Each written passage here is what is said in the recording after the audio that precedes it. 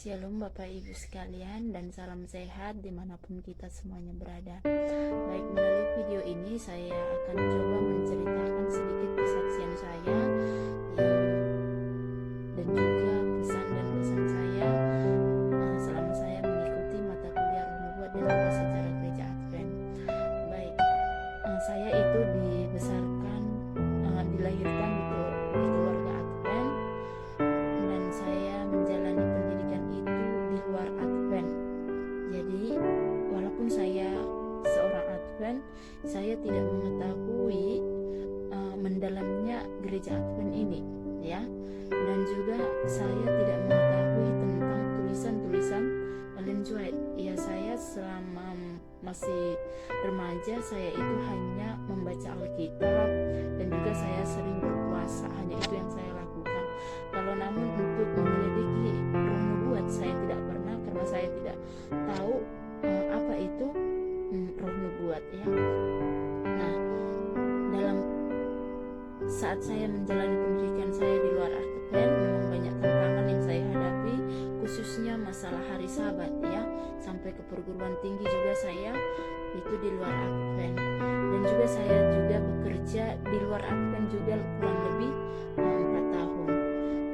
Lalu saya berumah tangga, saya pindah mengajar ke Ujung Batu. Di sana ada perguruan Advent Ujung Batu, lalu saya di sanalah mulai terlibat di organisasi Advent. Lalu di sana sebelum kami memulai pembelajaran, kami itu guru-guru melakukan renungan pagi dulu, ya. Nah, jadi renungan paginya waktu itu diambil dari tulisan-tulisan Ellen G. White. Nah, dari situlah saya mengenali akan tulisan-tulisan Ellen G. White. Tapi saya masih bertanya-tanya kenapa setiap tulisan Ellen G. White itu selalu dipelajari, dan juga renungan pagi juga dari tulisan-tulisan Ellen G. White, ya. Nah, setelah saya mengikuti mata kuliah Roh Nubuat dan juga sejarah gereja ini bersama dengan Bapak Syanipar, disinilah saya mengetahui siapa itu Ellen G. White, ya. Dan ternyata Ellen G. White itu adalah seorang nabi. Kalau kita tahu nabi itu adalah tangan panjang Tuhan, seperti itulah, ya. Yaitu yang menceritakan tentang kisah-kisah Yesus. Nah, setelah mengikuti ini summer inilah saya baru mengetahui Ellen G. White itu. Makanya beberapa hari yang lalu saya coba bertanya kepada Bapak Syanipar, kalau Ellen G. White itu seorang nabi, kenapa kisah dia tidak ada tertulis di Alkitab, ya?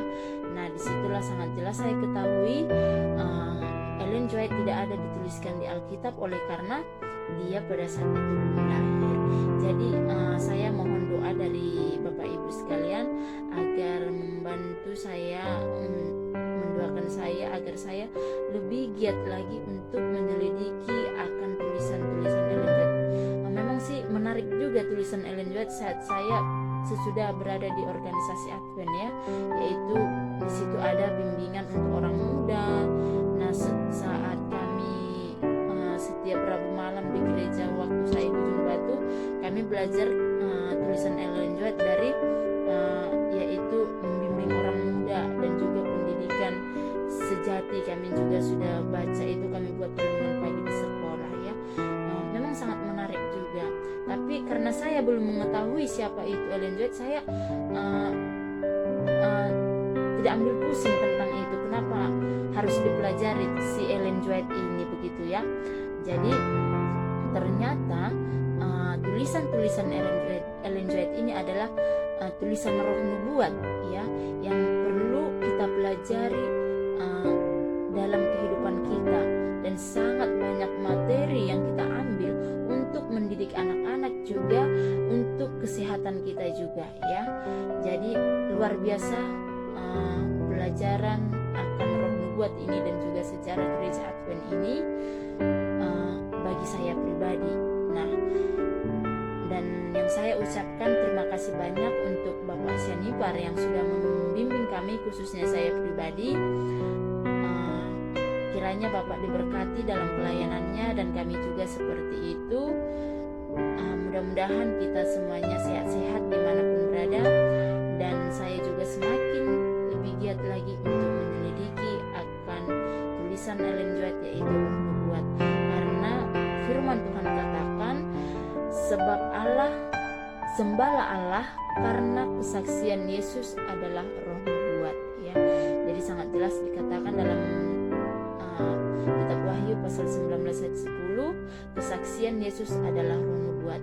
Jadi mudah-mudahan mulai dari saya mempelajari materi roh nubuat ini, saya semakin lebih giat lagi untuk menyelidiki tulisan-tulisan Ellen G. White, karena tulisan Ellen G. White ini dapat membimbing di dalam keluarga, mendidik di dalam